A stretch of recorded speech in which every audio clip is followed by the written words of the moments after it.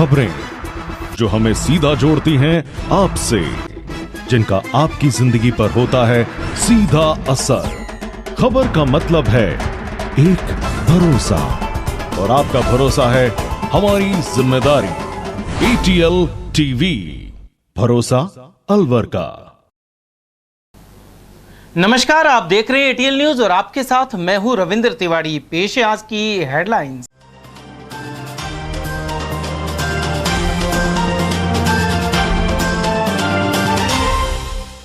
शहर में चोरों का हुआ बोलबाला।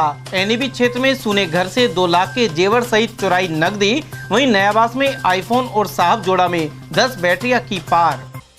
कृषि भूमि की अवैध प्लॉटिंग पर नहीं लगी लगाम। UIT की कार्रवाइयों के बावजूद जारी है सिलसिला।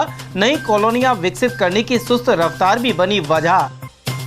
सुभाष चौक मंदिर में बूढ़े जगन्नाथ की प्राचीन अचल प्रतिमा के दर्शन हुए आरंभ। वहीं देर रात रूबास पहुंची रथ यात्रा। गुरुवार को होगी वरमाला। और महंगी सब्जियों ने बिगाड़ा रसोई का बजट। थाली के पहुंच से दूर हुआ टमाटर। और अब खबरें विस्तार से। इस न्यूज के प्रायोजक हैं ऑर्गेनिक हर्ब्स।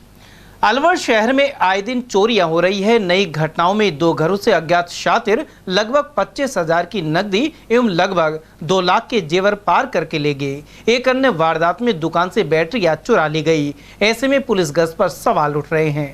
शहर में चोरियों का तांता लगा हुआ है। 2 अलग अलग स्थानों पर घरों में चोरी की घटनाएं सामने आई हैं। इसके अलावा दुकान से बैटरियां भी पार कर ली गई। NAB थाना क्षेत्र में एक सरकारी शिक्षक के घर से चोर 15,000 की नकदी और करीब 2 लाख के जेवर लेकर फरार हो गए। यह परिवार 25 जून को भरतपुर गया था। शिक्षक हितेश चौधरी केंद्रीय विद्यालय में कार्यरत हैं। वहीं 26 जून की शाम पड़ोसियों ने फोन कर उनके घर का दरवाजा टूटा होने की जानकारी दी। जब परिवार वापस लौटा तो पता लगा कि चोर नकदी और जेवर लेकर फरार हो गए। वहीं NAB थाना पुलिस ने मामला दर्ज कर शातिरों की तलाश शुरू कर दी है। ये चोरी का मामला है। चोरी हुई है रात को 25 की रात को। हम आया 27 को सुबह। 27 को मतलब कल पुलिस आई मौके पर? पुलिस, हाँ, एक आदमी आया था उनका। कुछ हाँ, देख के गए, फोटो ले गए बस, और कुछ नहीं। और FIR दर्ज कर लिया। सामान गया हमारा एक तो 15,000 रुपया तो कैश गया है, और कानों की टॉप्स, एक सोने की, एक अंगूठी सोने की, और पायल चांदी की, और कुछ बर्तन गए तांबे के। कितने रुपए के होंगे जेवरात? होंगे करीब, तुम मानो आजकल सोना 50 से ऊपर चल रहा है, तो 2 तोले का तो सोना होगा। और चांदी होगी 10,000 की तो होगी। चोरी हुई है 1.5 लाख रुपए के समथिंग। नहीं, कैमरा चेक किया था हमने पड़ोसियों का, तो उसमें नहीं दिखाई कुछ। नहीं, चोरी तो 25 को तो यहाँ से गए ही हम सुबह। 25 को सुबह आप गए? हाँ, दोनों सुबह नहीं, दोपहर को यहाँ से निकले हैं, और 26 को शाम को 7:30-8 बजे फोन आ गया। उधर अरावली विहार थाना अंतर्गत नयाबास में एक मकान से अज्ञात चोर 8,000 की नकदी और आईफोन सहित दस्तावेज चोरी कर फरार हो गए। पीड़ित मदन लाल ने बताया कि गत देर रात 1 बजे उनके सोने के बाद दरवाजा खुला देख अज्ञात चोर मकान में घुस गए। यह शातिर आईफोन, 8,000 की नकदी सहित पर्स, आधार कार्ड, पैन कार्ड एवं ATM कार्ड लेकर चलते बने। वहीं अरावली विहार थाने में मामला दर्ज करा दिया गया है। करीब 1 बजे तक हम लोग जागे हुए थे। 1 बजे बाद में फिर हम सो गए हैं। सोने के बाद में ये वाला गेट खुला हुआ था, और अब वो 1 थे या 2 थे, एक तो था नहीं, 2-3 बंदे थे। वो आए हैं, आके उन्होंने पर्स, बड्स और आईफोन था, ये लेके नहीं, और लेके ऊपर वाला रूम है उसका सामान सारा फैला हुआ है। पहले उन्होंने वहाँ पे देखा है, वहाँ से भी वो एक छोटा सा कीपैड का मोबाइल था, वो लेके गए। पर्स था, पर्स में 8,000 रुपये थे। ATM, गाड़ी की RC और वो लाइसेंस, पैन कार्ड, आधार कार्ड, एक चेक था, है ना, वो सारा का सारा पर्स लेके गए। आपको कैसे पता लगा? सुबह 3:45 पे मेरे पास में दूसरे फ़ोन पे मैसेज आने लग गए थे, मेल पे, कि ट्रांजैक्शन हो रहा है। तो वो जब 4-5 मैसेज कंटिन्यू आए तो मेरी आँख खुली, मैंने देखा कि मोबाइल, ये ट्रांजैक्शन कैसे हो रहा है, मोबाइल तो मेरे पास है। फिर मैंने इधर उधर देखा तो मोबाइल था नहीं। फिर मैंने कॉल किया था, कॉल करने के बाद बंदे ने फ़ोन उठाया, उसने कुछ बोला ही नहीं। उसके बाद फिर उन्होंने मैसेज करे मेरे पास में, और मैसेज पे उन्होंने क्लियर लिखा है कि 20,000 रुपये अगर आप देते हो तो आपका मोबाइल मिल जाएगा। ये देखो, ये मैसेज है, उन्होंने मेरे से कंटिन्यू मैसेज चालू।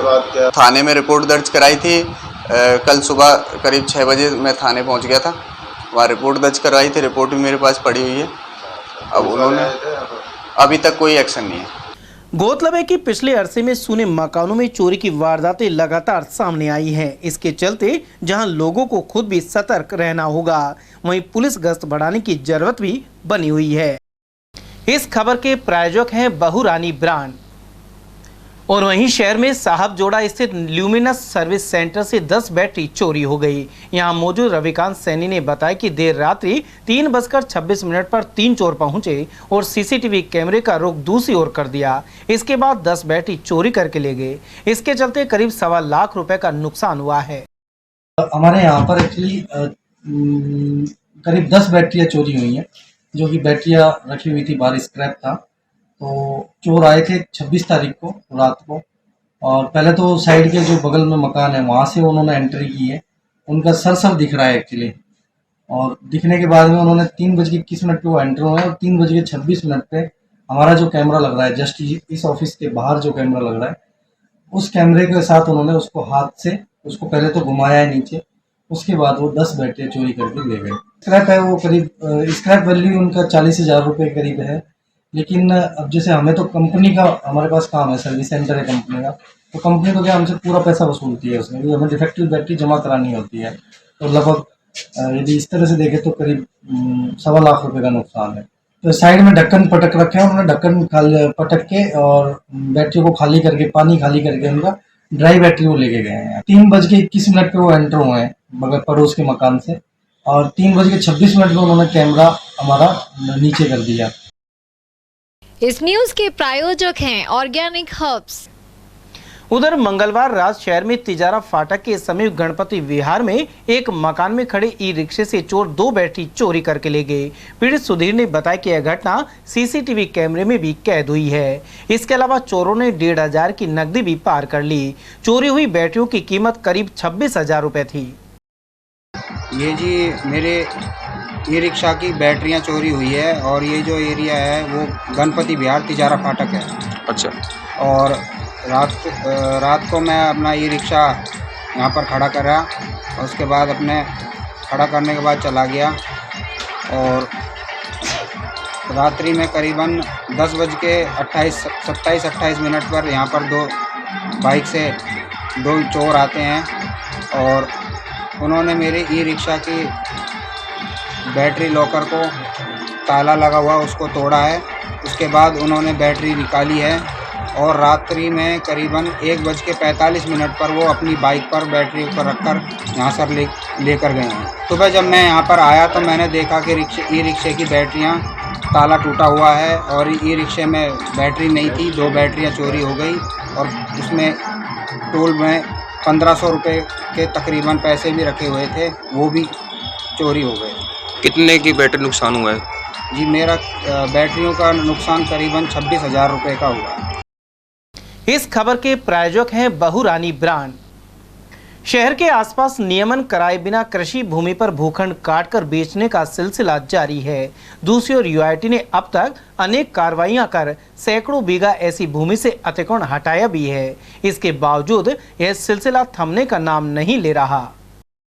नगर विकास न्यास ने पिछले अरसे में कृषि भूमि पर अवैध प्लॉटिंग को लेकर अनेक कार्रवाई को अंजाम दिया है, लेकिन यह स्थिति दर्शाती है कि नियमित मॉनिटरिंग के अभाव में भूमाफिया अव्याप्त शुदा सहित अन्य कृषि भूमि पर भूखंड काटकर लगातार बेच रहे हैं। यदि इस पर अंकुश लग जाए तो जेसीबी चलाने की नौबत ही न आए। नई कॉलोनियों को विकसित करने की सुस्त गति के कारण भी संबंधित क्षेत्र की भूमि पर प्लॉट काटकर बेच दिए जाते हैं। उधर यूआईटी के भूमि अव्याप्ति अधिकारी सोहन सिंह ने बताया कि अब तक 47 आवासीय कॉलोनी विकसित की जा चुकी है। इनमें से यूआईटी ने कुछ कॉलोनियों को नगर परिषद को हस्तांतरित कर दिया है। यूआईटी के पास इस समय 24 क्षेत्र हैं, जिनमें से 9 व्यावसायिक और शेष आवासीय कॉलोनी है। उन्होंने बताया कि गत अरसे में शालीमार और विज्ञान नगर कॉलोनी को विकसित किया गया है। साथ ही आगामी समय में साकेत नगर और MIA रोहिणी नगर विकसित किए जाएंगे। यूआईटी की अलवर शहर में कुल 47 कॉलोनियाँ विकसित की जा चुकी हैं। 47 कॉलोनियों में से यूआईटी कुछ कॉलोनियों को नगर परिषद को हस्तांतरित कर दी जा चुकी है। अब वर्तमान में नगर विकास न्यास के पास कुल 34 कॉलोनियाँ हैं।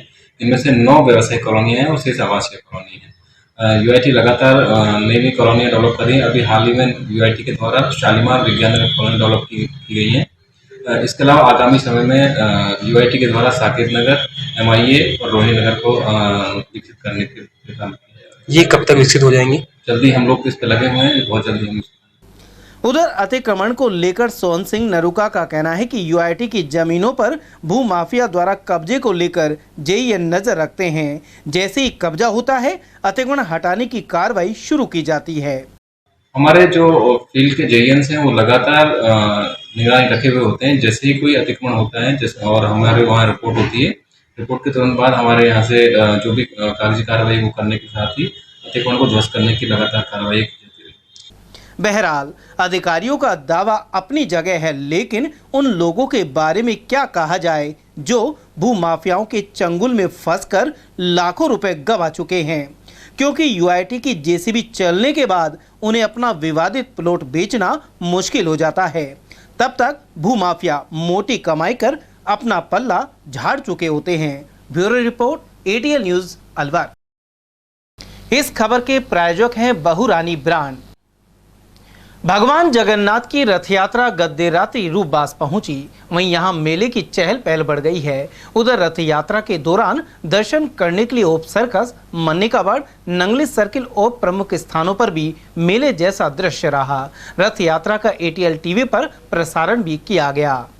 गौरतलब है कि सजे धजे इंद्र विमान पर यह रथ यात्रा निकलती है। जांगड़ परिवार की 4 पीढ़ियों से भगवान जगन्नाथ के रथ को तैयार करने का काम होता आया है। तीसरी पीढ़ी से जुड़े प्रदीप ने बताया कि करीब 150 वर्षों से जांगड़ परिवार भगवान जगन्नाथ रथ की सेवा में समर्पित है। रथ यात्रा से पहले चारों पहिए सहित पूरे रथ की सार संभाल एवं रंग रोगन किया जाता है। चौथी पीढ़ी हमारी भगवान जगन्नाथ रथ यात्रा की सेवा में समर्पित है और जैसा कि आप जानते हैं कि पिछले करीब 150 साल से ये यात्रा निकल रही है। रथ की टूट फूट, मेंटेनेंस, इसकी जितनी भी मरम्मत और साज सजावट का कार्य है वो हमारी परिवार द्वारा किया था। हमारे बाबा के द्वारा ये काम शुरू किया गया था। उसके बाद हमारे ताऊ जी, फिर हमारे भाई, फिर अब हमारे चौथी पीढ़ी में हमारे जितेंद्र के द्वारा ये काम संभाला जा रहा है। तो रथ में क्या पेंट वगैरह भी करते हैं आप? क्या क्या सब वो करते हैं इसके? मुख्यतः रथ में सबसे पहले जब बग्गी खाने से निकाल के लाते हैं तो इसमें सबसे पहले देखा जाता है कि कहाँ कहाँ टूट फूट हो रही है या मेंटेनेंस की आवश्यकता है वो। फिर उसके बाद मुख्यतः पूर्ण रूप से रथ के चारों पहिए, छोटे रथ के, बड़े रथ के जितने इनके पहिए, इनके सबके जोड़ी पहियों का रिपेयरिंग, भगवान जगन्नाथ के बैठने के स्थान पर जो भी जगह है वहाँ पे उसकी मेंटेनेंस, रथ की पेंट, उसका कपड़ा, वो सब नया चेंज। कितने दिन चलता है आपका इस पूरा? ये रथ यात्रा से करीब 5 से 7 दिन पहले हम इस कार्य में लग जाते हैं। गौरतलब है कि भगवान का इंद्र विमान गत देर रात्रि रूपबास पहुंच चुका है। साथ ही गुरुवार को होने वाले वरमाला महोत्सव की तैयारियां जारी हैं। और वहीं सुभाष चौक स्थित भगवान जगन्नाथ मंदिर में इस समय बूढ़े जगन्नाथ जी के दर्शन हो रहे हैं। महंत देवेंद्र शर्मा ने बताया कि बूढ़े जगन्नाथ जी की प्रतिमा 1300 वर्ष प्राचीन है। इनके दर्शन महोत्सव के 5 दिनों के दौरान और श्रावण झूला उत्सव के 5 दिन तक होते हैं। महंत के अनुसार इस अचल प्रतिमा को जब स्नान कराने या पोशाक पहनाने के लिए स्पर्श किया जाए तो विशेष अनुभूति होती है। बूढ़े जगन्नाथ जी के दर्शन रूपबास से रथ यात्रा वापसी यानी 1 जुलाई तक होंगे। क्योंकि मेला शुरू का दौरान श्री जगन्नाथ जी महाराज का बड़े धूमधाम से कल जगन्नाथ जी की सवारी शहर मंदिर से बात करानी, वहाँ मेला चालू हो गया और भगवान श्री जगन्नाथ जी महाराज जो कि प्राचीन है, बूढ़े जगन्नाथ जी जिनके नाम से है, वो यहाँ शहर मंदिर में अचल प्रतिमा के रूप में विराजमान है। इनके दर्शन चल प्रतिमा जो चंदन की है उसके जाने के पश्चात एक तो इस मेले के समय होते हैं, एक मेले के बाद जो झूले होते हैं उस समय जब भगवान श्री जगन्नाथ जी महाराज को जो चल प्रतिमा है उसको जब बाहर ले लेते हैं, झूले श्रावण के झूलों के पकड़ के लिए 11 से लेकर के राखी तक में 5 दिन जो झूला उत्सव होता है उसमें जो है वो जो बाहर आ जाते हैं जब दर्शन। ये जो अचल प्रतिमा जगन्नाथ जी की जो बूढ़े जगन्नाथ जी कहते हैं उनके दर्शन आज से चालू, कल से चालू हो गए, 27 से लेकर 1 जुलाई तक होने लगा। जब तक वो प्रतिमा चंदन वाली जो है जो गई हुई है चल प्रतिमा वो वापिस आएगी विवाह करने के बाद, उस समय तक ये कंटिन्यू दर्शन करेंगे। और जो मेला बड़े धूमधाम से चल रहा है, बड़े आनंद से लोग मेले का। ये कितने वर्ष पुरानी है? ये 1300 साल पुरानी प्राचीन प्रतिमा है जो कि अमूल्य पाषाण की बनी हुई है और इसको ये प्रतिमा किसी मानव की तरह बनाई हुई है। इसकी जब सेवा पूजा करते हैं तो इसमें अलग ही तरह के चरणों को छू के देखा जाता है या शरीर के हाथ लगाते हैं तो विशेष ही तरंग महसूस होती है, अनुभूति अलग होती है। हम लोग जब स्नान कराते हैं तो इस प्रतिमा में तो विशेष जो है इसके दर्शन 5 दिन उस समय मेले के समय और 5 दिन झूले के समय इसीलिए होते हैं। और आइए अब आपको बताते हैं कि सब्जी का जायका बढ़ाने वाली टमाटर सहित अन्य महंगी सब्जियों ने किस तरह थाली का बजट बिगाड़ दिया है। लाल लाल टमाटरों को देख लोग हुए गुस्से से लाल। एक हफ्ते में आसमान पर पहुंचे सब्जियों के दाम। बारिश के बाद रॉकेट की रफ्तार से बढ़े रेट और आम आदमी की जेब पर पड़ा 3 गुना बोझ। लोगों की जुबान पर इन दिनों यही सवाल है कि आखिर कैसे खरीदें इतनी महंगी सब्जी, कैसे भरे बच्चों का पेट, कैसे करें इतने महंगे में गुजारा। जी हाँ, पिछले 1 हफ्ते में अगर आप सब्जी मंडी गए होंगे तो जेब में हाथ डालकर चेक करना पड़ गया होगा कि पैसे और हैं कि नहीं। सोचना पड़ गया होगा कि टमाटर 1 किलो लें या फिर 250 ग्राम में ही काम चला लें। सब्जी का स्वाद बढ़ाने के लिए ऊपर से हरा धनिया डालें या फिर अपना जायका ही बदल डालें, क्योंकि 30 या 40 रुपए किलो बिकने वाला आपका अपना टमाटर 1 हफ्ते में ही पराया सा लगने लगा है। धनिये के दाम ऐसे बढ़े कि उसकी खुशबू ही किचन से उड़ गई। बारिश के इस मौसम में अगर घर पर मेहमान आ जाएं और कड़क अदरक वाली चाय की डिमांड कर लें तो आपको ऐसा लगेगा कि जैसे किसी ने आपसे सोना हीरा मांग लिया हो। इन दिनों अलवर के हर घर का हाल कुछ ऐसा ही है, या यूं कहें कि सब बेहाल है। आलम यह है कि अगर आपकी जेब में 100 रुपए हैं तो भी आप कुछ भी खरीद कर घर नहीं लेके जा पाएंगे। टमाटर अपने दाम बढ़ाकर ऐसे बैठ गया है जैसे आज के सब्जियों का नया राजा वही है। अदरक दूर से मुंह चिढ़ा रही है और कड़क चाय में कड़वाहट घोल रही है। एटीएल टीवी के संवाददाता ने इसी पर की लोगों से बात और जाना उनका हाल दिल। टमाटर क्या भाव है और सब्जियों के सारे भाव इस तरह चल क्या कहना चाहेंगे? तो बस कैरी का भाव पता है 50 रुपए किलो, टमाटर 100 रुपए किलो। मौसम के हिसाब से सब सब्जी महंगी हो रही है। सब्जी सारी महंगी हो रही है, क्या कारण लग रहा है? ये मौसम की वजह से हो रहा है। ये तो मौसम आ रहा है, बरसात की सब्जी खराब हो रही है और सारी सब्जियों का भाव पता नहीं कौन सा भी क्या क्या भाव है। इतनी महंगी होगी, हमारे पास इतना बजट नहीं है तो हम ये सब्जी खाते खाओ। हमारे बच्चे हैं, हमारे 5 बच्चे हैं, इनका पालन पोषण कैसे होएगा? वैसे सरकार लोग कहती है हम ये करेंगे वह करेंगे। कुछ सरकार कर रही है, हमें से सरकार ले रही है, जब सरकार कर रही है तो सरकार को सोचनी तो चाहिए कम से कम। 100 रुपये किलो टमाटर हो रहे तो हम बच्चों को काई खिलावा। सब चीज़ महंगी हो रही है, सब्जी इतनी महंगी हो रही है जो 5 बच्चे वो आदमी पार ही नहीं सकते हैं। नो समझो कारण मैं सब्जी लेने गई थी, वहाँ पर बहुत सब्जी महंगी हो रही थी और मैं मेरा बजट इतना लेके गई थी जो मेरा बैलेंस नहीं बना तो मैं वापस आ गई। और 5-4 मेरे बच्चे, तो मैं किस में पालन पोषण करती हूँ। मेरे जूस का काम है, नहीं गुजारा हो पाता है मेरा। क्या भाव चल रही है सब्जियाँ? सब्जी 100 रुपये किलो टमाटर चल रहे, 60 रुपये किलो टिंडे चल रहे, तो कुछ नहीं हो रहा गुजारा इस टाइम मेरा। सारी सब्जियाँ महंगी हो रही है। तो सुना आपने, अपने भी परेशान हैं, पराए भी परेशान हैं, खाएं तो खाएं क्या, यही सोच सोच कर परेशान हैं। खाने की थाली का स्वाद तो छोड़िए जनाब, थाली ही खाली नजर आ रही है। माँ की थाली को आखिर नजर किसकी लगी? रूठे हुए पिया को अब कैसे बनाकर खिलाया जाए भरवा टमाटर? कब में रखा जाए कैसे बच्चों की सेहत का ध्यान? आखिर हर साल बारिश के बाद सब्जियों के दाम में इतना इजाफा क्यों? क्या इस बढ़े हुए दाम से किसानों को कुछ फायदा मिलता है या फिर मुनाफा कोई और ही कमा ले जाता है? चलिए ये भी जान लेते हैं और सुनते हैं इसके पीछे की कहानी। भाई साहब, बारिश से गल भी तो जाती है, ये सड़ेगी हमेशा, गलेगी नहीं।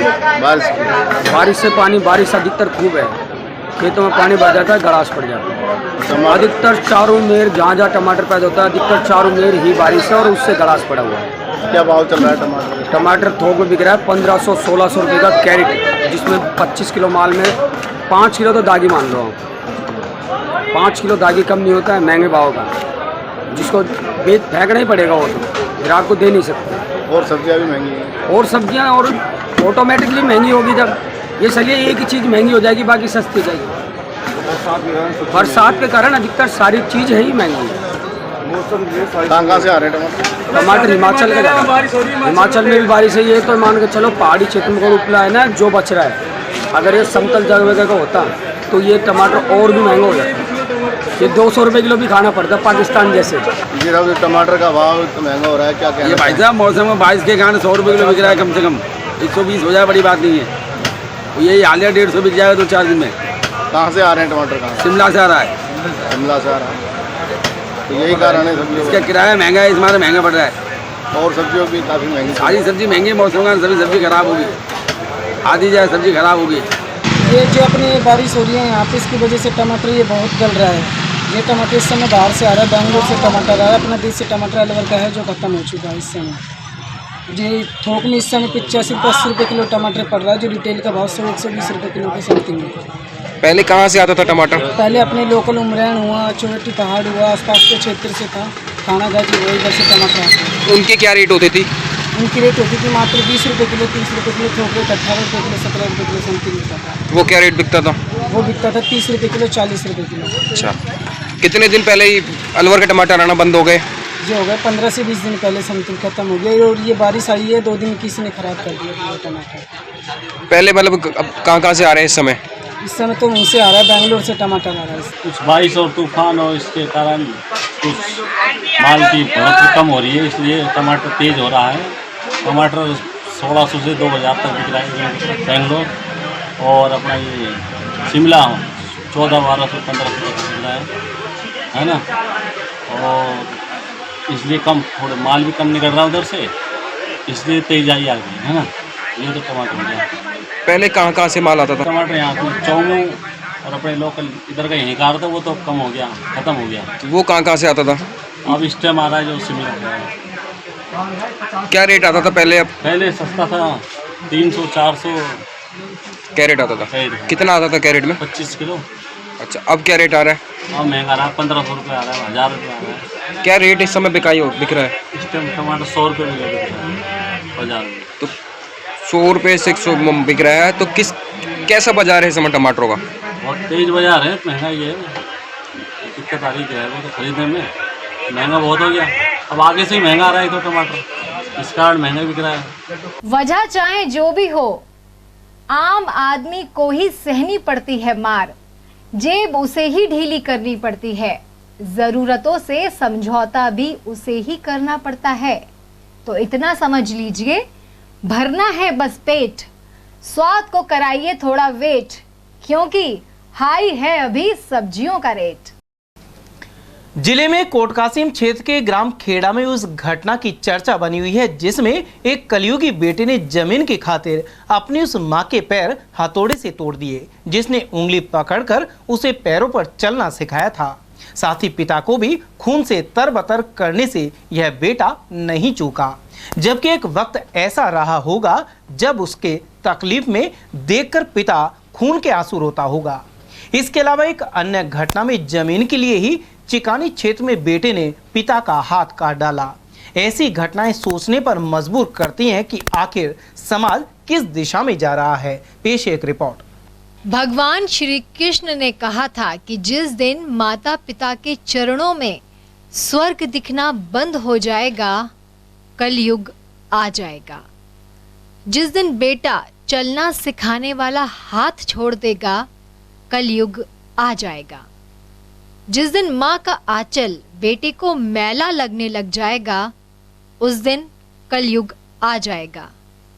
कोट कासिम के ग्राम में जो हुआ उसे देखकर यही लगा कि कलयुग अगर कहीं है तो यही है। जमीन की महाभारत इतनी बढ़ गई कि बेटों ने उस माँ तक को नहीं बख्शा जिसने उन्हें पैरों पर खड़ा होना सिखाया। खुद भूखा रहकर उसका पेट भरा, अपने हिस्से की नींद उसके नाम कर दी। उस माँ से जमीन के एक टुकड़े को अपने नाम कराने के लिए बेटों ने हथौड़े से मारकर उसके दोनों पैर तोड़ दिए। शर्मसार है आज इंसानियत, अफसोस कर रहा है खुद भगवान। क्यों बनाया मैंने ऐसा इंसान जिसके दिल में न अब रहम बचा है और न दर्द। स्ट्रेचर पर आज यहाँ दर्द से करहा रही एक माँ नहीं लेटी है, यहाँ लेटी है ममता की लाश, उम्मीदों का टूटा हुआ घरौंदा और बेपनाह प्यार का बिछौना। माँ की ऐसी हालत कर देने के बाद भी बेटों की आंखों में ना शर्म है ना हया। जिस माँ ने उन्हें बोलना सिखाया, उसी की आवाज बंद करने पर बेटे आमादा हो गए। जिसने खाना खाना सिखाया, उसी को दर दर की ठोकरें खाने के लिए छोड़ दिया। सिर्फ माँ को ही नहीं बल्कि पिता को भी इन जालिम बेटों ने नहीं बख्शा। बीच बचाव करने आए पिता को भी बुरी तरह पीटा, लात घूसों डंडों से उतारा पितृ ऋण। वहीं एक बेटे का लालच इतना बढ़ गया कि उसने उस हाथ को ही काट कर फेंक दिया जिसका साया सर पर हो तो कहते हैं पिताजी हैं, तो फिर डर किस बात का। चिकानी क्षेत्र में जमीन की खातिर एक बेटे ने सर से उसी का हाथ काट कर फेंक दिया। वो हाथ जिसने न जाने कितनी बार उसे गिरते हुए संभाला था, वो हाथ जिसने उसके आंसू पोंछे थे। और आज वो वक्त है जब खुद वो पिता अपने आंसू तक अपने हाथ से पोंछ नहीं सकता। इन कलयुगी बेटों ने अपने माँ बाप को जीते जी मार दिया और ये सोचने पर मजबूर कर दिया कि क्या ऐसे होते हैं बेटे? क्या इसी दिन के लिए सहा था हमने इतना दुख दर्द? क्या प्यार के बदले बच्चों से प्यार की उम्मीद लगाने की मिलती है इतनी बड़ी सजा? Sanchi Gupta, ATL TV. Sir, हम 6 बहन भाई हैं, 2 हमारे मम्मी पापा हैं। सबकी शादी कर रखी है मेरे पापा ने, सब हर चीज से वो कर रखा है। 2 भाई बड़े हैं और उनसे छोटी बहन है और मैं सबसे छोटी हूँ, मेरे से छोटा भाई है। और उन्होंने बड़े वाले भाई ने और हितेंद्र ने बीच वाले ने, उन्होंने दोनों ने पहले तो जमीन पे झगड़ा करा, हर तीसरे या 10वें दिन मारते थे दोनों को। फिर हमने पुलिस कंप्लेंट की, एक बार उन्होंने 2 बार करी, 3 बार करी। करने के बाद में उन्होंने थोड़ा बहुत रिप्लाई देते, फिर कुछ कार्रवाई नहीं की। आज 3 दिन पहले हमने जब पुलिस कंप्लेंट की, उन्होंने हमारी कोई कंप्लेंट नहीं लिखी। आज हमने किया, जब हम पुलिस चौकी में गए, उन्होंने कहा कि हम आ रहे हैं थोड़ी देर में। थोड़ी देर बाद में शेखर नाम का पुलिस ऑफिसर वो आया, उन्होंने वीडियो वगैरह बनाकर फिर लेके गए। और सुबह 5 बजे की बात है, जब चाय पी रहे थे, जब भी उन्होंने झूमरे से और लकड़ियों से काट दिए दोनों हथौड़ा। किसने मारा? दलीप ने, हितेंद्र ने, सरिता ने, रीनन, सहदेव ने और नकुल, राजबाला और उदय चंद। ये मेरे मम्मी पापा हैं। मम्मी पैरों में मार दिया। पापा के गुमचोट मारी और मम्मी के पैर काट दिए इन्होंने, और एक हाथ तोड़ दिया और एक यहाँ से तोड़ दिया। किस बात की मांग कर रहे हैं? ये डिमांड कर रहे हैं कि तुम कोई नहीं रहोगे घर में, सारी जमीन जायदाद हक वगैरह हमें दोगे, ना हमें मंगाते ना हमें खंदाते किसी चीज का। कितनी जमीन है? हमारे 10-11 बीघा है, उस सबको हड़पना चाहते हैं ये, और गांव वाले भी उन्हीं का साथ दे रहे हैं। तीसरा भाई है वो हमारे साथ है, उनकी वाइफ भी हमारे साथ है, और उनके पेट में बच्चा है, उनके साथ भी मारपीट की है। रिटायर्ड कर्मचारियों को पेंशन और मौजूदा कार्मिकों को वेतन भुगतान में विलंब के चलते बुधवार को प्रदर्शन किया गया। कर्मचारियों ने रोडवेज एम्प्लॉइज यूनियन के बैनर तले लामबंद होकर अलवर बस स्टैंड परिसर में यह प्रदर्शन किया। एटक के प्रदेश सचिव संजय चौधरी और एम्प्लॉइज यूनियन के अध्यक्ष सूबे सिंह चौधरी ने बताया कि पिछले माह का वेतन अभी तक नहीं मिल पाया है, जबकि 1 जुलाई से बच्चों के स्कूल खुलने वाले हैं। ऐसे में घर खर्च चलाना भी मुश्किल हो रहा है। वहीं रिटायर्ड कर्मचारी को पेंशन भी नहीं मिल पा रही है। उन्होंने कहा कि भुगतान में लंबे विलंब की ओर सरकार का कोई ध्यान नहीं है। काम किया है वेतन दो, वेतन दो, वेतन दो। काम किया है वेतन दो, वेतन दो, वेतन दो। वेतन पेंशन का इंतजाम करो, इंतजाम करो, इंतजाम करो। रोडवेज में 2000 नई बसों की खरीद करो, खरीद करो, खरीद करो। रोडवेज में 2000 नई बसों की खरीद करो, खरीद करो, खरीद करो। भुगतान करो, भुगतान करो। हमारे रोडवेज में तनख्वाहें हर समय लेट हो रही हैं। आज अब भी 2 महीने की तनख्वाहें बाकी हो गई हैं और 2 महीने की पेंशन बाकी है। साथ ही रिटायरमेंट का भुगतान करीब 14 महीने का लोगों का बकाया पड़ा है जो नहीं दिया जा रहा है। इन्हीं सभी बकाया भुगतानों के संबंध में हम प्रशासन को चेताना चाहते हैं कि यहाँ एक प्रदर्शन करके बताना चाहते हैं कि हमको समय पर तनख्वाहें पेंशन दी जाएँ, और यदि ऐसा नहीं किया गया तो आगे हम इस आंदोलन को और तेज करेंगे। वहीं कर्मचारी नेताओं ने आरोप लगाया कि सरकार नए कर्मचारियों की भर्ती नहीं कर पा रही। इसके अलावा रोडवेज की नई बसें भी नहीं खरीदी जा रही। इन सब मुद्दों को लेकर मत्स्य नगर और अलवर आगार के कर्मचारियों ने प्रदर्शन का विरोध जताया। आज अलवर व मत्स्य नगर आगार के वर्किंग वाले रिटायरमेंट सभी कर्मचारियों द्वारा प्रदर्शन किया जा रहा है। प्रदर्शन का मुख्य कारण है कि आज हो गई 28 तारीख, कर्मचारियों को पेंशन और वेतन आज दिनांक तक नहीं मिला गत माह का, क्योंकि अब जुलाइयों में स्कूल खुलने वाली है, बच्चों के एडमिशन है, दुनिया भर के काम है, लेकिन कर्मचारियों को आज तक वेतन नहीं मिला। इसलिए आज यहाँ पर प्रदर्शन किया जाता है। और ये जो वेतन पेंशन की जो समस्या है गत 2 साल से लगातार बनी हुई है। आज के महंगाई के ज़माने में परिवार चलाना बहुत दुर्लभ हुआ पड़ा है। रिटायरमेंट कर्मचारियों का भुगतान आज 1 साल हो गया, जो उनको रिटायरमेंट के बाद में तुरंत भुगतान मिलना चाहिए, जो आज तक भुगतान नहीं मिला। मतलब रोडवेज में बसें नहीं खरीदी जा रही, भर्ती नहीं हो रही। आज रोडवेज के इतने बुरे हालात हैं कि ड्राइवर कंडक्टर हैं जो पुरानी गाड़ियों को चला के किलोमीटर पूरे कर रहे हैं, समय पर अवकाश नहीं दिया जा रहा, क्योंकि किलोमीटर तो वही हैं, कर्मचारी है नहीं। और वेतन वाले तो कम से कम एक कर्मचारी अपना काम करने के बाद जो हक बनता है उसके वेतन और पेंशन वो तक नहीं मिल रहा। इसलिए आज अलवर और मत्स्य नगर वर्किंग और संयुक्त कर्मचारियों द्वारा मुख्य प्रबंधकों के पास प्रदर्शन किया जा रहा है। और भावी जो आंदोलन है हमारा 5 जुलाई से और 7 अगस्त तक का सभी आगारों में हम प्रदर्शन करने जा रहे हैं। जैसलमेर से लेकर तिजारत तक पूरे बॉर्डर टू बॉर्डर हर जगह पर अगर फिर भी सरकार कर्मचारियों की ओर समस्याओं को ध्यान नहीं देगी तो आगे के समय में अगस्त के अंदर हम बड़े और भी आंदोलन कर सकते हैं। अपनी बेटी की दवा लेने जा रहे बाइक सवार पिता की जान अज्ञात वाहन की टक्कर से चली गई। यह हादसा कटुमर थाना अंतर्गत ग्राम अरुआ के समीप सामने आया है। जानकारी के अनुसार भुसावर थाना क्षेत्र के खानपुर हिंगोटा गांव का निवासी 35 वर्षीय रणवीर जाट बेटी की दवा लेने नगर कस्बे में गया था। लौटते समय अरुआ गांव के समीप एक अज्ञात वाहन ने उसकी बाइक को टक्कर मार दी। रणवीर को अलवर के सामान्य चिकित्सालय लाया गया, जहाँ चिकित्सकों ने उसे मृत घोषित कर दिया।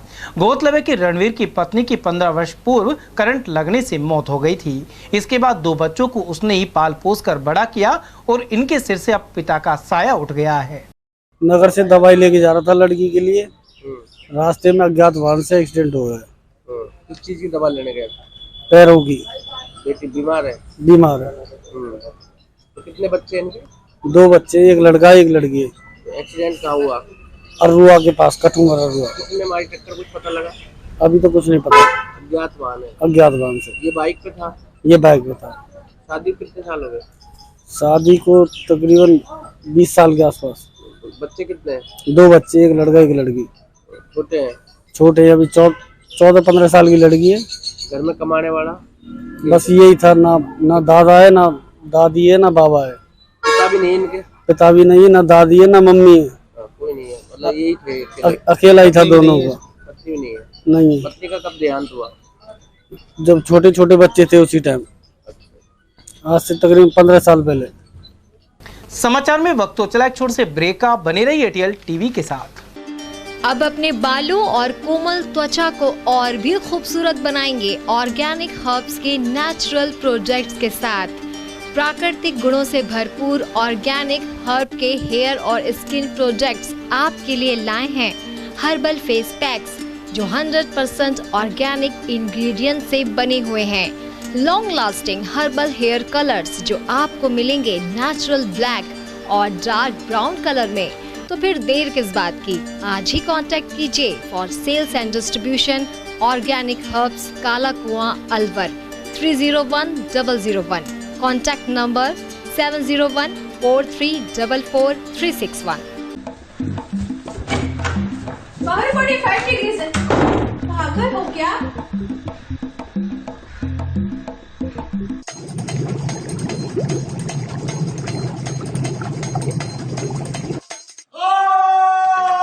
अब ये तो होना ही था, इसलिए ले आइए सुरक्षित कवर, जिसकी 9 लेयर टेक्नोलॉजी रखे आपके पानी को गर्मी में ठंडा और सर्दी में नॉर्मल। Order now. रोजमर्रा के सामान की बेहतर क्वालिटी के साथ आपके भोजन के स्वाद को भी बढ़ाने आ गया है बहुरानी सुपरमार्ट प्राइवेट लिमिटेड अलवर। यहाँ मिलेंगे आपको शुद्ध और हेल्दी उत्पाद। इनमें शामिल है शुद्ध इलायची, मुल्तानी मिट्टी सोप, स्वादिष्ट छोले भटूरे के लिए छोले और मैदा, काला नमक, स्वाद और शुद्धता की पहचान स्पेशल पोहा, नीम बाथिंग सोप, शुद्ध मसाले, स्वादिष्ट व्यंजनों के लिए बेसन, चक्की फ्रेश आटा, हल्दी पाउडर, धनिया पाउडर, शुद्ध सूजी, चीनी सहित अन्य उत्पाद। निकटतम स्टोर पर जाएं या व्हाट्सएप करके ऑनलाइन ऑर्डर पाएं और घर बैठे डिलीवरी पाएं। हीरे, सोने, चांदी के जेवरातों के विक्रेता दुर्गा प्रसाद सुनील दत्त ज्वेलर्स, बजाजा बाजार, अलवर।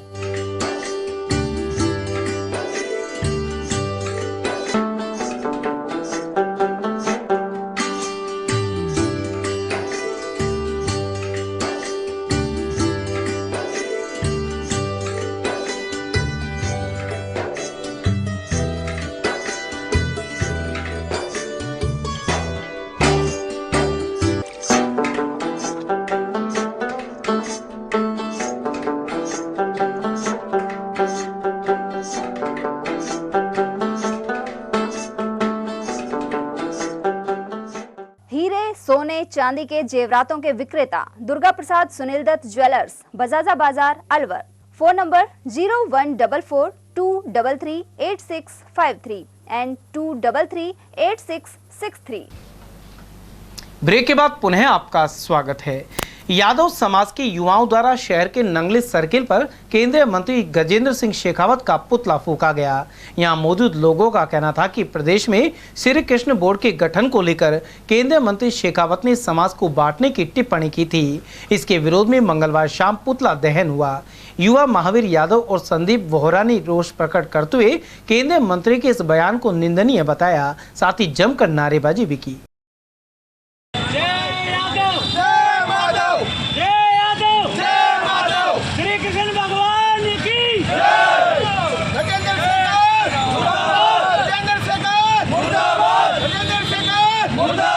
अभी गहलोत सरकार ने जिस प्रकार से विभिन्न प्रकार के जातियों के बोर्डों के गठन राजस्थान में हुए थे, गुर्जर समाज के लिए देवनारायण बोर्ड बनाया गया था, हमारे जाटों की भी मांग थी, उसके लिए तेजाजी बोर्ड का गठन किया गया।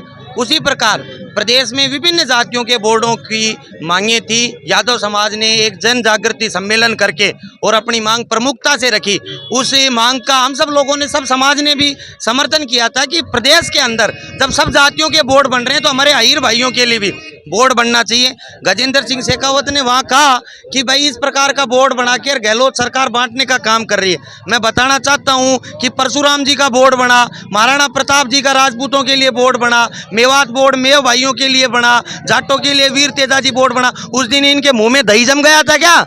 आज अगर यादव समाज के लिए कोई बोर्ड बना है और उसको लेके गहलोत सरकार के खिलाफ जिस प्रकार से ये बयान दे रहे हैं, गहलोत सरकार ने भी कोई विशेष अच्छे काम नहीं किए, लेकिन अगर यादव समाज के लिए उन्होंने एक बोर्ड का गठन किया है, हम इस फैसले का स्वागत करते हैं। और अलवर जिले की 36 बिरादरी की जनता अहीर भाइयों के साथ खड़ी है और गजेंद्र सिंह शेखावत को जिले की 36 बिरादरी के साथ ये युवा साथी, मैं जाट समाज से आता हूँ, मैं चेतावनी देता हूँ, अलवर जिले की पावन धरा को जातिवाद में बांटने का काम मत करो।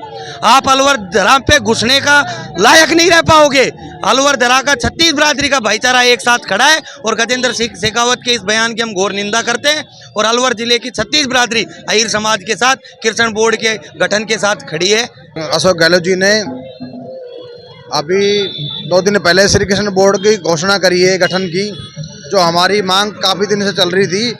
उसके लिए हमारे सभी समाज के लोगों ने संघर्ष किया था और हमारी कई मांगे थी, जिसमें से ये जो मांग थी हमारी, अब भाई सभी समाजों के बोर्ड का गठन हो रखा है। अपने जाट समाज उनके लिए तेजाजी बोर्ड का गठन है, अपने गुर्जर समाज के भाई उनके लिए देवनारायण बोर्ड का गठन है और लगभग सभी के बोर्डों का गठन हो चुका है। तो हमारी एक मांग थी कि हमारे भी यादव समाज के लिए श्री कृष्ण बोर्ड का गठन किया जाए, जो हमारी ये मांग गहलोत सरकार ने मान ली है और ये बहुत ही अच्छा गहलोत सरकार ने काम किया है। हम मानते हैं इष्ट देव सबके होते हैं, लेकिन श्री कृष्ण भगवान हमारे इष्ट देव है, संपूर्ण यादव समाज के इष्ट देव हैं।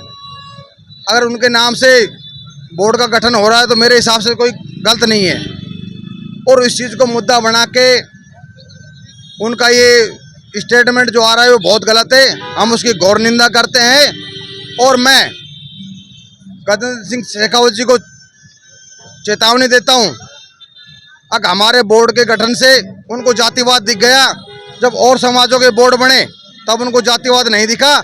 मैं इसकी घोर निंदा करता हूं और संपूर्ण यादव समाज के और 36 बिरादरी की तरफ से मैं उनको चेतावनी देना चाहता हूं। आप लोग कर रहे हो हमको जातियों बांटने का काम, आप लोग कर रहे हो हमको। बारिश का दौर बुधवार को भी जारी रहा। उधर इसके चलते सड़कों पर पानी भर गया। वहीं प्रताप पलटन रोड क्षेत्र में नाला उफन पड़ा। क्षेत्रीय निवासी डॉक्टर प्रेम ने बताया कि नालों में सफाई नहीं होने के कारण बारिश के बाद सड़क पर गंदगी आ गई, जबकि इसकी शिकायत पहले भी कई बार नगर परिषद में की जा चुकी है। मौजूदा हालात में बीमारियां फैलने की आशंका भी बनी हुई है। उधर मोहल्ला हजूरी गेट में बच्चे बारिश का आनंद उठाते हुए नजर आए। कई अन्य स्थानों पर भी ऐसे ही दृश्य दिखे। कचरा भरा पड़ा है, पानी सड़क पे जा रहा है, गंदगी नाला लबालब है, ना पार्षद ध्यान देता है ना प्रशासन देता है, कोई भी नहीं ध्यान देता। यहाँ पे बीजेपी का बोर्ड है, बीजेपी पार्षद, बीजेपी के है, एमएलए साहब, सांसद साहब करते यहाँ कोई काम नहीं हो रहा। सब लोग कहते हैं अब हो रहा है, हो रहा है। 3 बार मैं पर्सनल पार्षद जाके कह चुका हूँ। पूरा मोहल्ला परेशान है, मच्छर से परेशान, कीड़े मकोड़े घरों में घुस जाते हैं, सब परेशान हैं।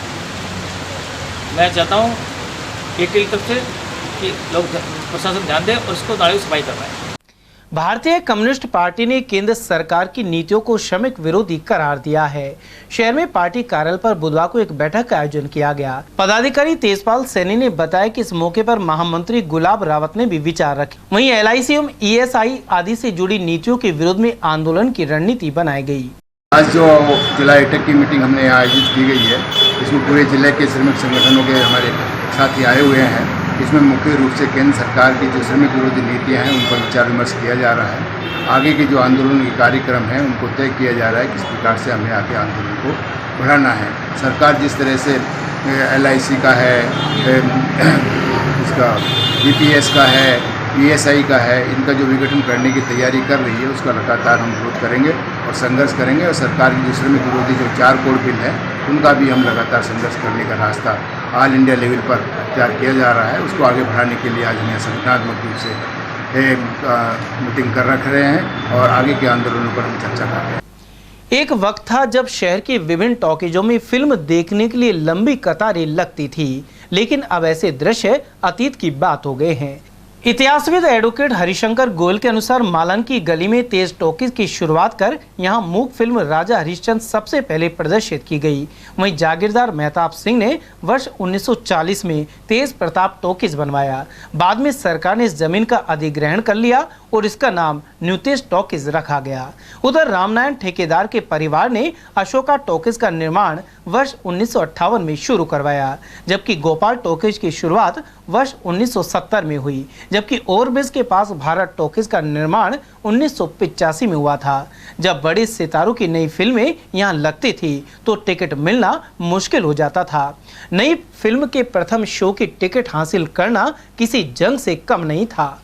बाद में टेलीविजन और मोबाइल का चलन इतना बढ़ा कि एक एक कर टॉकीज बंद होती चली गई। अलवर में टॉकीज जो है वो सबसे पहले आपके मालन की गली में, जो आज ठटेरा वालों का मकान कहलाता है, वहाँ उनके नौहरे में शुरू। और सबसे पहली फिल्म राजा हरिश्चंद्र जो है, हरिश्चंद्र तारामती, वो जो बिगर बोल की ही फिल्म होती थी उसको कैंप से प्रदर्शित किया गया और फिर वो बोलती ही फिल्म भी आई। तो उस समय यहाँ पर जो है वो कुर्सी लगा दी जाती थी और रेट था 4 आने 2 आने 1 आने।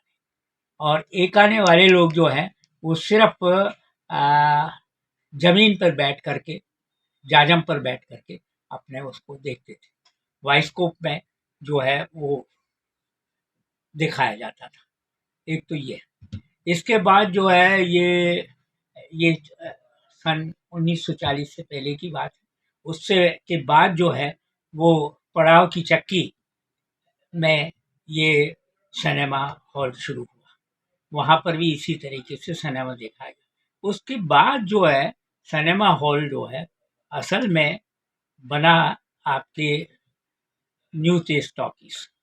ये मेहताब सिंह जी एक जागीरदार थे खोड़ा मलावली के, उन्होंने बनवाया था 1940 में। और क्योंकि वो और मेहताब सिंह का नौहरा से लेकर जेल तक का उनका ये इलाका था और वो आपके राजा के जो काउंसिल होती थी उसके मेंबर थे। तो वो लौलाद मर गए इसलिए कैंप से, और साथ में उन पर कर्ज था, इसलिए ये प्रॉपर्टी जो है वो जब्त कर ली गई और सरकारी हो गई। पीडब्ल्यूडी विभाग के पास ये न्यू तेज टॉकीज जो है वो आ गया।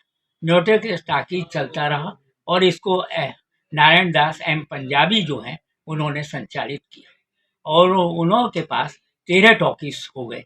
अलवर का टॉकीज था, खैरतल का टॉकीज था, राजगढ़ का टॉकीज था, बांदीकुई में टॉकीज था उनके पास, दौसा में था, बाड़ी बसेड़ी में था, धौलपुर में था और इसी तरह से और जगह पर भी थे।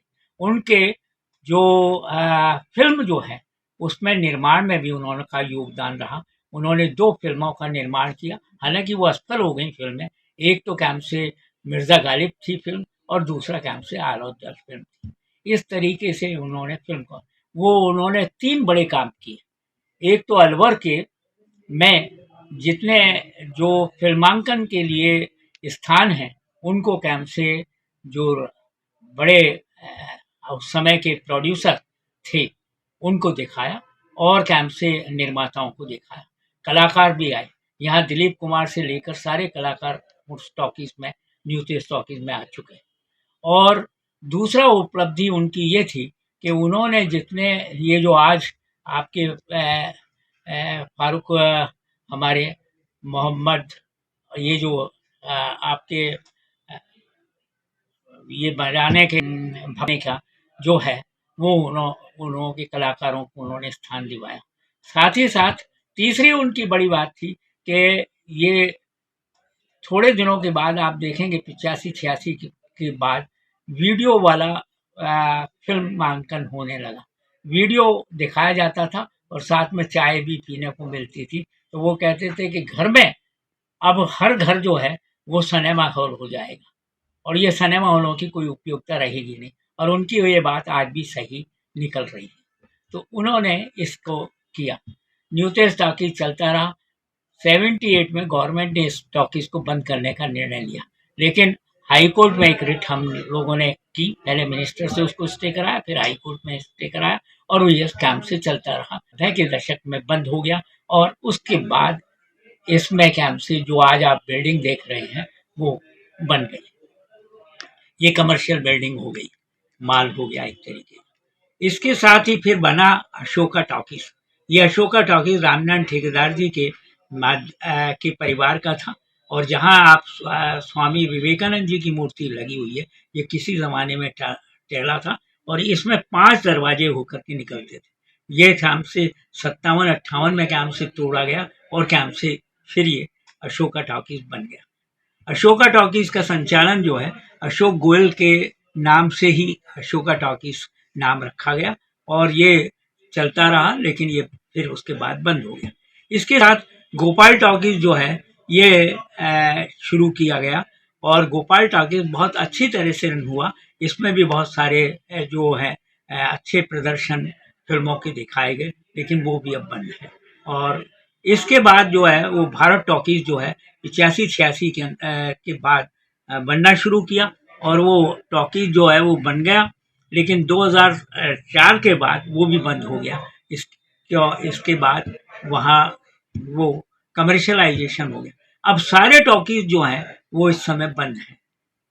सब में या तो कमर्शलाइजेशन हो रहा है या हो जाएगा। एक टॉकीज और बनने की घोषणा नारायण दास पंजाबी ने की थी और जमीन अलॉट उसके पास मिल गई थी उनको।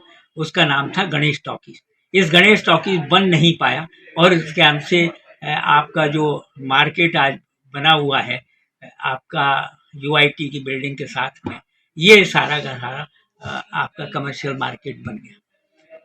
इसी के साथ साथ जो है वो आपका कॉम्प्लेक्स में जो ये राम सर्किल के पास जो बना है कॉम्प्लेक्स, उस में कैंप से ये एक टॉकीज बन गया है और वो टॉकीज बहुत अच्छी तरह से संचालित हो रहा है। कैसे है, हालांकि इसी में एक और टॉकीज की व्यवस्था भी मौजूद है जिसमें कि कैंप से अभी जो जैनियों की एक फिल्म बनी थी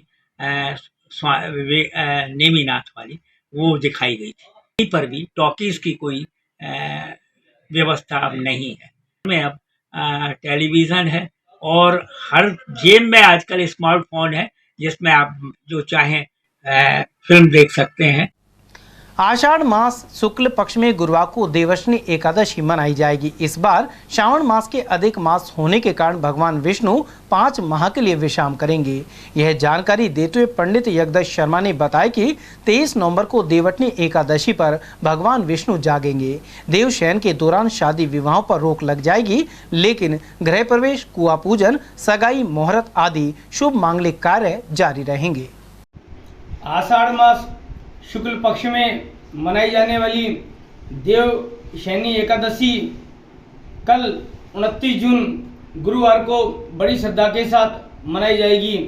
देवशयनी एकादशी पर इस बार प्रातःकाल सूर्योदय के साथ ही 5:40 से साय 4:30 तक रवि योग विद्यमान रहेगा। रवि योग के शुभ संयोग में भगवान विष्णु की पंचामृत से अभिषेक करने, भगवान विष्णु की परिक्रमा करने, कथा सुनने और व्रत करने से, वहीं दान पुण्य करने से श्रद्धालुओं की मनोकामना पूर्ण होती है और सुख समृद्धि और व्यापार में बढ़ोतरी होती है। इस बार सावन मास अधिक मास होने से पुरुषोत्तम मास कहलाता है और पुरुषोत्तम मास होने के कारण इस बार देवशयनी एकादशी पर भगवान विष्णु 4 की जगह 5 महीने विश्राम करेंगे। देवशयनी एकादशी के पश्चात शादी विवाह पर रोक लग जाएगी और 23 नवंबर देवउठनी एकादशी से शादी विवाह का यह दौर पुनः प्रारंभ हो जाएगा। शास्त्रों यह माना जाता है कि देवशयनी एकादशी के पश्चात शादी विवाह नहीं हो सकेंगे, परंतु देवशयनी एकादशी के पश्चात गृहारंभ, नींव मुहूर्त, भूमि पूजन, देव प्रतिष्ठा, प्रतिष्ठान मुहूर्त, कुआं पूजन, सगाई संबंध आदि सभी शुभ मांगलिक कार्य यथावत जारी रहेंगे।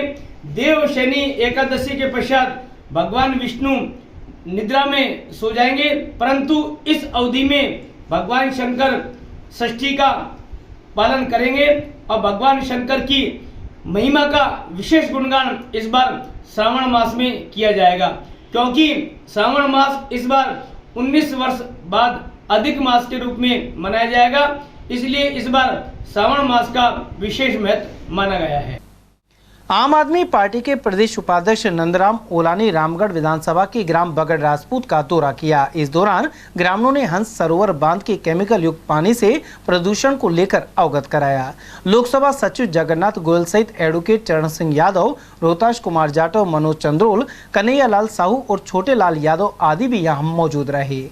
उधर मीडिया प्रभारी शरद मिश्रा के अनुसार आम आदमी पार्टी प्रदेश भर में हर वार्ड और पंचायत तक पहुँचकर समस्याओं को उठाएगी।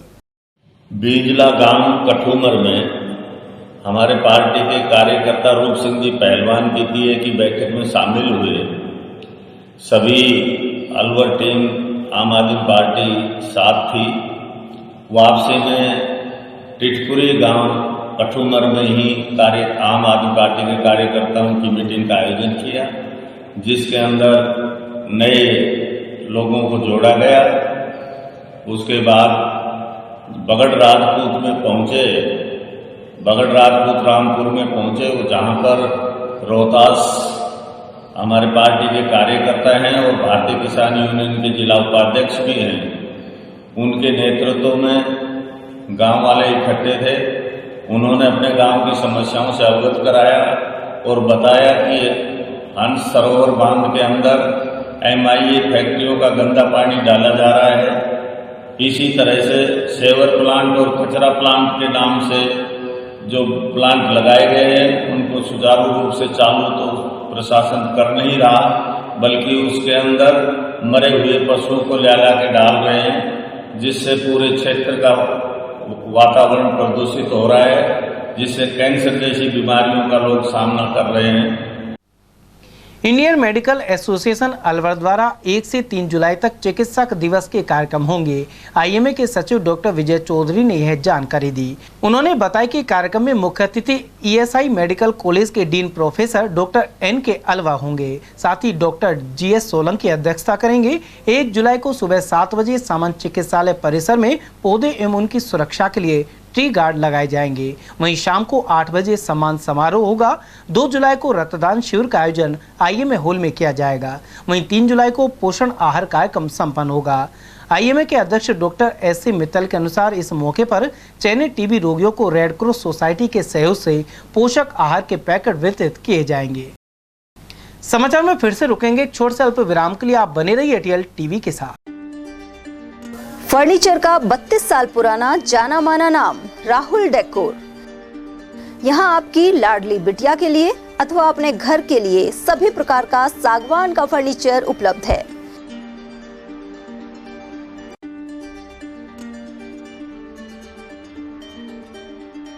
Double bed, dressing table, sofa set सागवान एवं कपड़े वाले तथा सेंटर टेबल, भट्टी कलर, स्टील अलमारी, ब्रांडेड एवं सॉफ्टी फोम के गद्दे आपकी नाप तोल से बनाए जाते हैं।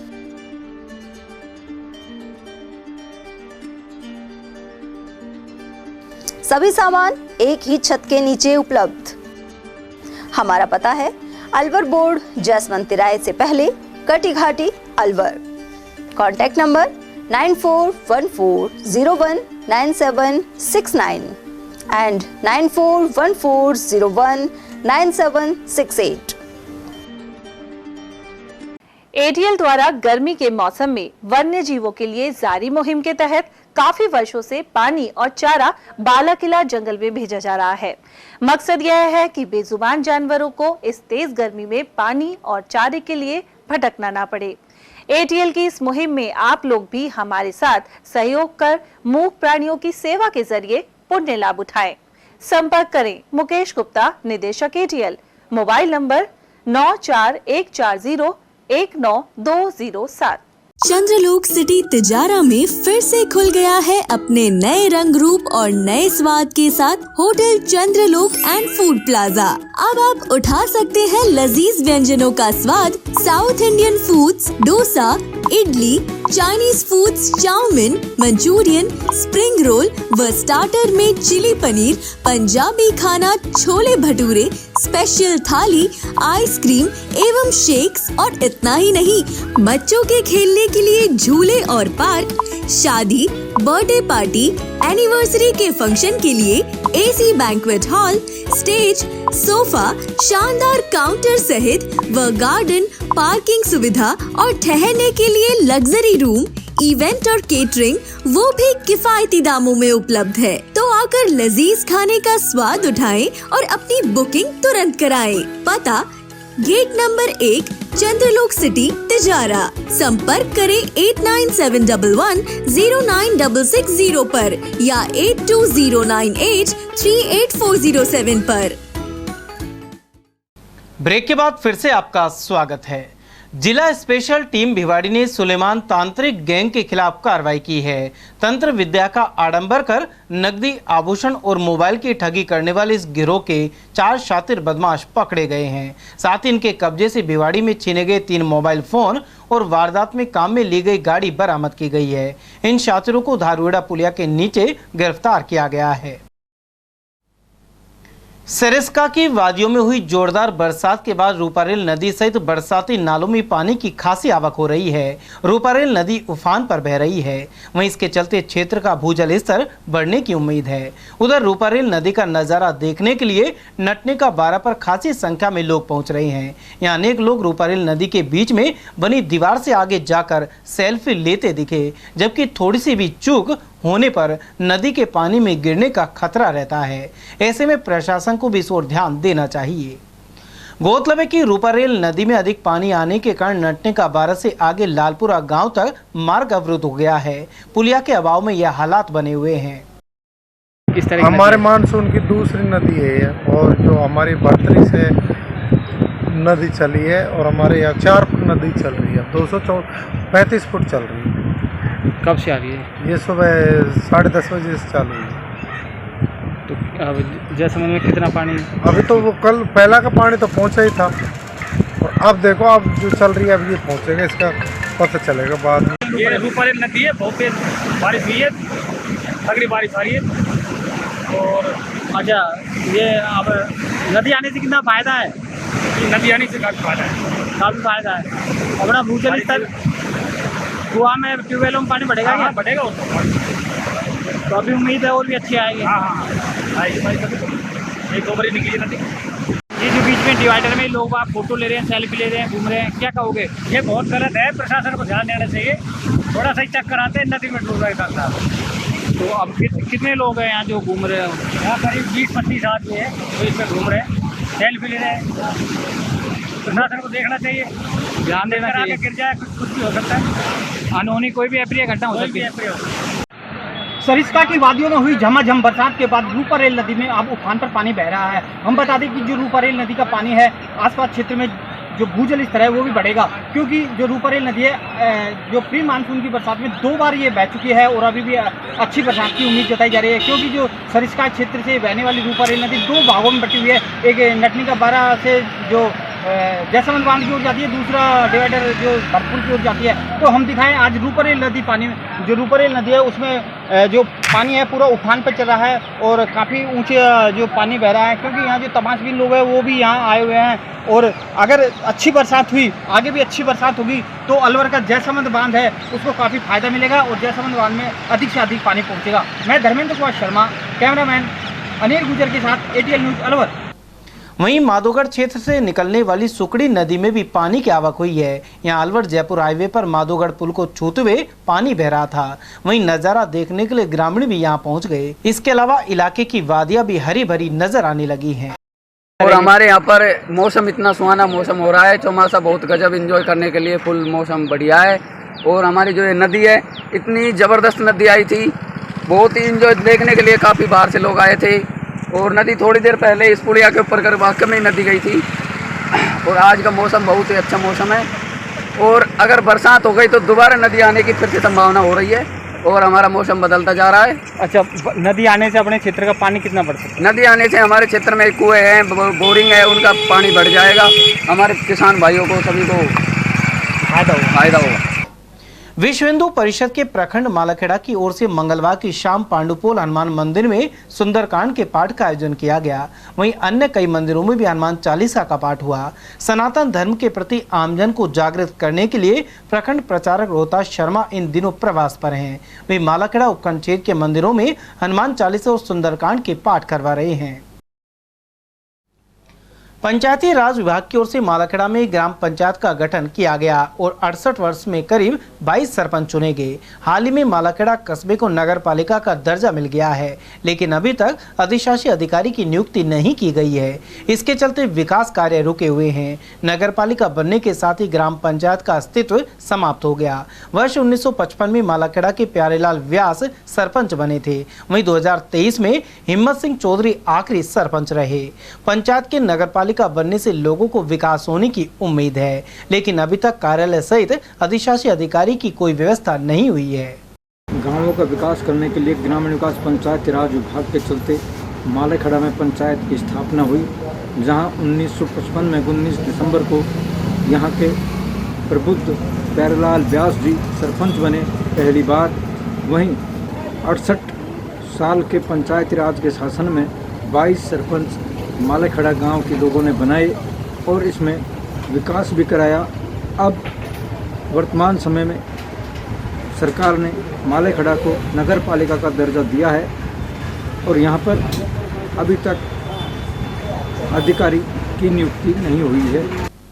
भले ही राहत कैंप में 100 यूनिट तक निशुल्क बिजली के पंजीयन हो रही हों, लेकिन ऐसा उदाहरण भी सामने आया है कि 90 यूनिट उपभोग के बावजूद एक उपभोक्ता को 2767 रुपए का बिल थमा दिया गया। अब वह विद्युत निगम कार्यालय के चक्कर काट रहा है। मालाखेड़ा निवासी हरिराम जाट के अनुसार पहले तो पंजीयन के लिए कैंप में चक्कर लगाए और अब गलत बिल को सही कराने की मशक्कत हो रही है। इसके अलावा मालाखेड़ा क्षेत्र के अनेक गाँव के विद्युत उपभोक्ता इसी परेशानी में है। 2767 रुपये का आया है, 2 महीने का बिल है और ये 90 यूनिट आई है 2 महीने। पिछले माह तक कोई बिल बकाया नहीं है। हमारा सरकार की तरफ उल्टा 3 रुपये माइनस में निकलता था। 2767 रुपये का बिल आया है, मात्र 2 महीने में 90 यूनिट निकली है जी। राजस्थान सरकार बोलती है कि 1 महीने में 100 यूनिट फ्री दे रहे हैं, लेकिन हमारा बिल 2 महीने का 90 यूनिट आया है। फिर भी ये योजना जो कैंप की चल रही है उसमें हमने रजिस्ट्रेशन करवाया है, हमको कोई छूट नहीं मिली। ये छूट कहाँ जा रही है?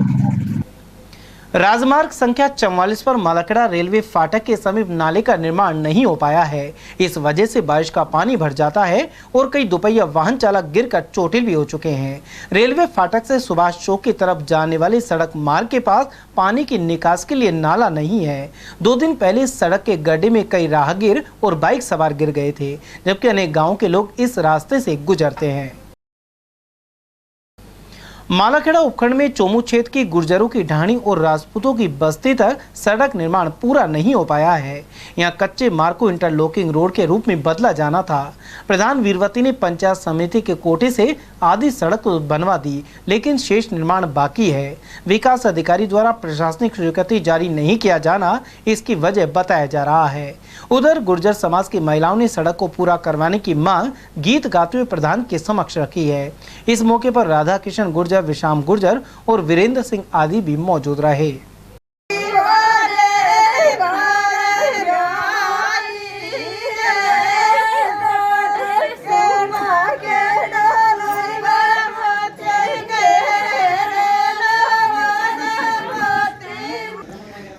मैंने जो ये चोमू गांव में जो ये सड़क दी थी इस गांव में, ये यहाँ के लोग परेशान थे आने जाने में। बरसात जब होती थी जब तो यहाँ मोटरसाइकिल में लोग वक्त फिसल जाते थे, तो गांव वालों ने मेरे से कहा कि प्रधान जी हमें सड़क चाहिए, यहाँ के हम आने जाने वाले लोग जाते हैं वो फिसल जाते हैं। तो मैंने इनका यहाँ की रोड की स्वीकृति कर दी। तो आधा रोड तो इनका बन चुका है, पर जो आधा रोड है वो अभी हम वीडियो साहब स्वीकृति नहीं कर रहे हैं।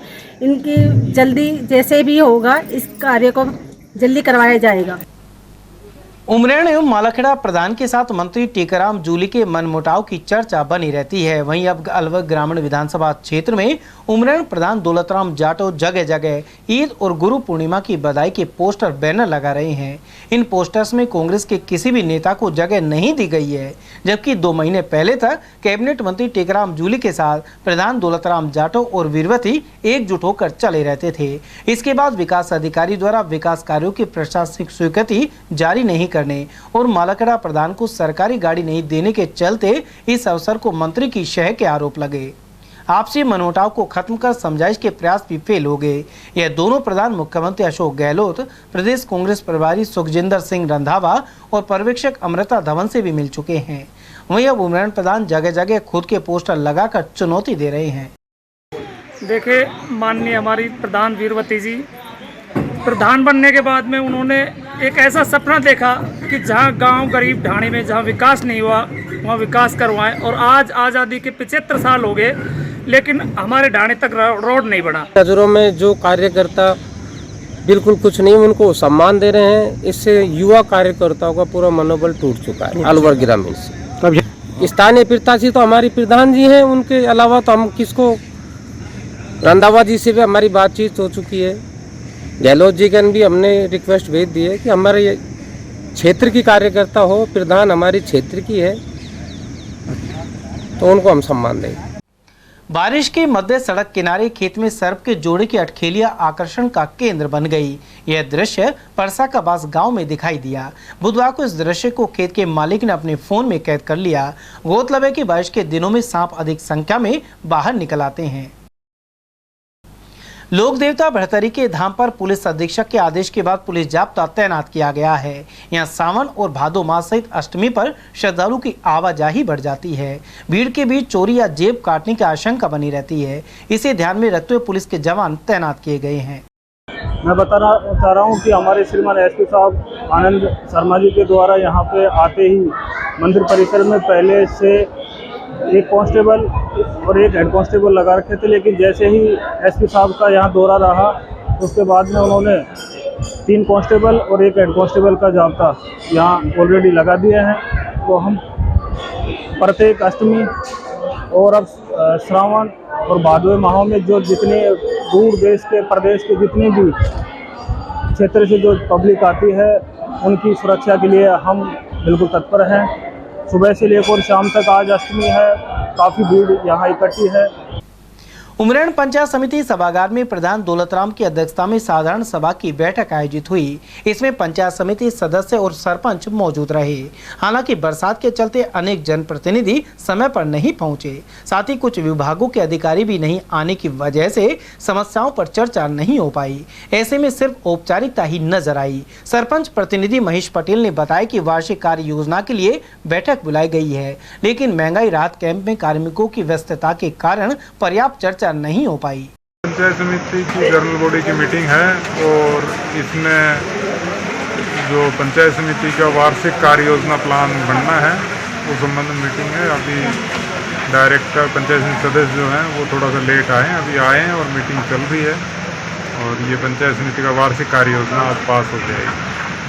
समीक्षा वगैरह भी की जाती है और विभागों से कर्मचारी अधिकारी सब ये जो राहत कैंप चल रहे हैं इनमें हैं, इसलिए जन समस्याएं मेरे को लगता है इस मीटिंग में सोल्व नहीं हो पाएंगी। यदि अब आ रहे हैं, थोड़ा देरी से आ रहे हैं जनप्रतिनिधि, पर अधिकारी कर्मचारी बिल्कुल नहीं है और इससे मीटिंग का उद्देश्य तो कम से कम पूरा नहीं हो रहा है। ये बात बिल्कुल आप सही कह रहे हो। सभी विभागों से कर्मचारी अधिकारी आते तो जन समस्याएं पूरी होती जो नहीं हो पा रही फिलहाल। महात्मा गांधी प्रशिक्षण शिविर 28 जून को तिजारा के जैन महाविद्यालय में आयोजित किया गया। संयोजक बख्शानंद भारती ने बताया कि सभी वक्ताओं ने महात्मा गांधी की जीवनी पर प्रकाश डाला। इसके अलावा प्रदेश सरकार की विभिन्न योजनाओं के बारे में जानकारी दी गई। इस मौके पर छात्राओं ने रंगारंग प्रस्तुतियां दी। बच्चों को स्मृति चिन्ह देकर सम्मानित किया गया। कार्यक्रम में उपखंड अधिकारी महेंद्र यादव, तहसीलदार बसंत परसोया, जिला संयोजक हिमांशु शर्मा सहित घनश्याम तंवर, दिनेश मेहरा आदि उपस्थित रहे। और लगभग तक 16वां हमारा उपखंड है और उसके बाद 5 तारीख को रामगढ़ में समापन होगा और सारे ऐतिहासिक शिविर गांधी दर्शन बहुत शानदार लग रहे हैं। और निश्चित रूप से राजस्थान में अलवर जिले का एक बहुत बड़ा नाम हुआ है, बहुत बड़ी संख्या में गांधी के लोग यहाँ आ रहे हैं। गांधी विचार की आज आवश्यकता है। माननीय मुख्यमंत्री जी के निर्देशन में अब ग्राम पंचायतों में भी गांधी प्रशिक्षण शिविर लगाए जाएंगे, क्योंकि जिस तरीके से इतिहास को तोड़ा और मरोड़ा जा रहा है, जिस तरीके से इतिहास को व्हाट्सएप यूनिवर्सिटी पर नष्ट किया जा रहा है, जिस तरीके से लोगों में आग लगाने का काम किया जा रहा है, वो सारा का सारा काम गांधी कार्यकर्ता आग बुझाने का काम है लगातार कर रहा है। हम सभी इस देश में शांति, अहिंसा, सद्भाव, प्रेम, करुणा, दया हम लोग सभी यहाँ चाहते हैं। इस प्रशिक्षण शिविर के माध्यम से हम यहाँ लोगों का चयन भी करेंगे। इसमें गांधी प्रेरकों के माननीय मुख्यमंत्री जी ने 50,000 कार्यकर्ताओं की भर्ती निकाली है। तो निश्चित रूप से हम सभी गांधी करता है एक मुश्त होकर अलवर जिले को गांधीमय बनाने में लगे हुए हैं। भिवाड़ी क्षेत्र में 2 फैक्ट्रियों में आग लगने के मामले सामने आए हैं। भिवाड़ी औद्योगिक क्षेत्र में संचालित फूड प्रोडक्ट कंपनी में आग लगने से लाखों का माल जलकर राख हो गया। वहीं मौके पर पहुंची फायर ब्रिगेड की गाड़ियों ने आग पर काबू पाया। इस कंपनी में लगभग 100 कर्मचारी काम कर रहे थे, जो आग लगते ही फैक्ट्री से बाहर निकल आए। उधर खुशखेड़ा में फैंसी लाइट बनाने वाली कंपनी में आग लगने से लाखों का सामान जल गया। यहां खुशखेड़ा सहित भिवाड़ी नगर परिषद की दमकल गाड़ियां मौके पर पहुंची। उधर आग में फंसे 6 कर्मचारियों को बाहर निकाल लिया गया। रोटरी क्लब भिवाड़ी द्वारा नए सत्र 2023-24 के तहत अनेक गतिविधियां आयोजित की जाएंगी। वहीं प्रेस वार्ता में वर्तमान रोटरी अध्यक्ष सुरजीत यादव ने गत सत्र में किए गए सेवा कार्यों के बारे में जानकारी दी। साथ ही नवनिर्वाचित अध्यक्ष प्रवीण लामा ने रोटरी द्वारा संचालित प्रकल्पों पर प्रकाश डाला। इसके अलावा project chairman Hariram Sharma, charter अध्यक्ष RC जैन और पूर्व प्रांतपाल रोटे हरीश गोड़े ने भी विचार रखे। रोटरी का हर साल 1 जुलाई को कार्यकाल चेंज हो जाता है। इस मेरे से पहले 30 जून तक सरजीत जी थे। 1 जुलाई से मेरा कार्यकाल शुरू हो जाएगा और 1 जुलाई को हम सबसे पहले सुबह 10 बजे पौधारोपण करेंगे BIE ऑफिस के अंदर। उसके बाद एक ब्लड डोनेशन कैंप है, हम वो लगा रखा है हमने, उसके अंदर 2 बजे तक वो चलेगा और शाम को CA डे और डॉक्टर्स डे मनाया जाएगा। रोटरी क्लब के माध्यम से हम यहाँ पर जितने भी सरकारी स्कूल्स हैं आसपास के एरिया के अंदर, उन सब के अंदर स्कूलों के अंदर किसी भी तरह का कोई कार्य होता है वो CSR फंड के माध्यम से करवाने का प्रयास करते हैं, जिससे कि यहाँ पे बच्चों को अच्छी शिक्षा मिल सके, उनको संसाधन पूर्ण रूप से मिल सके। रोटरी का प्रयास रहता है कि इस तरीके के जो भी कार्य होते हैं, उनके पास जो भी कोई रिक्वायरमेंट इस तरीके की आती है तो उसको पूर्ण रूप से ढंग से उसको करवाया जा सके।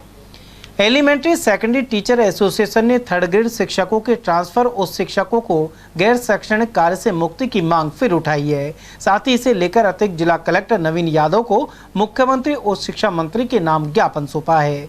ज्ञापन में बताया गया कि प्रदेश में सभी विभागों में बम्पर तबादले किए गए, लेकिन 3rd ग्रेड शिक्षकों को ट्रांसफर पॉलिसी के नाम पर बरगलाया जा रहा है। इसके चलते विरोध प्रदर्शन भी किया गया। वहीं ज्ञापन देने वालों में प्रदेश प्रवक्ता राजीव चौधरी, जिला अध्यक्ष भूपेंद्र चौधरी, जिला सचिव विक्रम सोनी और ब्लॉक अध्यक्ष नरेंद्र यादव सहित अन्य पदाधिकारी मौजूद रहे। शिक्षक संघ देश का जिंदाबाद जिंदाबाद, शिक्षक संघ देश का जिंदाबाद जिंदाबाद। हमारी मांगे पूरी करो, हमारी मांगे पूरी करो। 3rd ग्रेड शिक्षक ट्रांसफर करो, 3rd ग्रेड शिक्षक ट्रांसफर करो, शिक्षक एकता जिंदाबाद। धन्यवाद। एलिमेंट्री सेकेंडरी टीचर एसोसिएशन रेस्टा की तरफ से 3rd ग्रेड शिक्षकों के ट्रांसफर और शिक्षकों को गैर शैक्षणिक कार्यों से मुक्ति के लिए आज ADM सिटी श्रीमान नवीन यादव जी को मुख्यमंत्री महोदय और शिक्षा मंत्री महोदय राजस्थान सरकार के नाम ज्ञापन दिया गया है। राज्य सरकार को लगभग 4.5 साल का कार्यकाल पूरा हो चुका है। इन 4.5 साल के कार्यकाल में राज्य सरकार ने प्रिंसिपल, व्याख्याता, वरिष्ठ अध्यापक सहित सभी विभागों को बम्पर तबादले किए हैं, लेकिन 3rd ग्रेड शिक्षकों के 3rd ग्रेड शिक्षकों को ट्रांसफर पॉलिसी के नाम पर बरगलाया जा रहा है। हमारी सरकार से मांग है कि 3rd ग्रेड शिक्षकों के अंदर आक्रोश है, जिसका नतीजा सरकार को भुगतना पड़ सकता है। खैरतल कस्बे के हनुमान पहाड़ी निवासी 3 साल की बालिका को पागल श्वान ने काटकर घायल कर दिया। बालिका प्रियांशी को सैटेलाइट हॉस्पिटल से अलवर रेफर कर दिया गया। यह बच्चे अपने मामा के यहाँ आई हुई थी। जब वे अपनी भांजी को बचाने गए तो श्वान ने उन्हें भी काट लिया।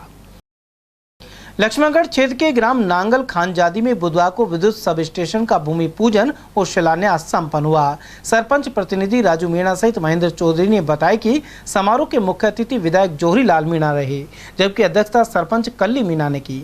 विशिष्ट अतिथियों में विद्युत निगम के अधीक्षण अभियंता जोहरी लाल मीणा और अन्य अधिकारी उपस्थित रहे। विधायक ने कहा कि इस सब स्टेशन से आसपास के दर्जनों गाँव में बार बार फॉल्ट आदि समस्या का समाधान हो जाएगा। मैं तो बहुत बड़े खुशी की दिल मानता हूँ कि बाहर से इतने दूर जाकर के आप लोगों के बीच में जीएसएस बन रहा है जो रोजाना तुमको परेशान हुआ करते थे।